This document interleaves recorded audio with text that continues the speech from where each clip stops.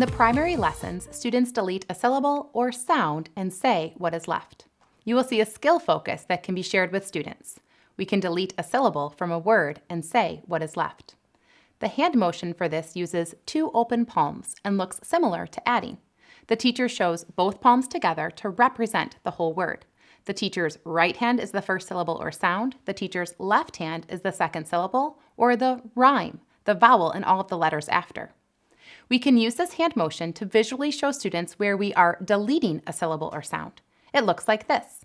Say window. And the students would say window. Without O, what's left is wind. Beginning in week 3, students will delete the initial sound from a word. Sometimes what is left is a real word, and sometimes it is a nonsense word. The skill focus is we can take away a sound from the beginning of a word and say what is left.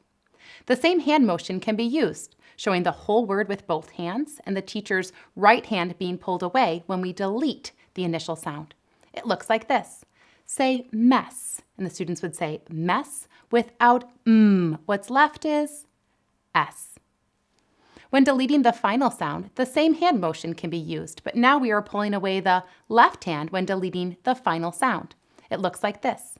Say state. Without T, what's left is stay. Within the primary lessons, you will see this hand motion become optional and is eventually removed altogether.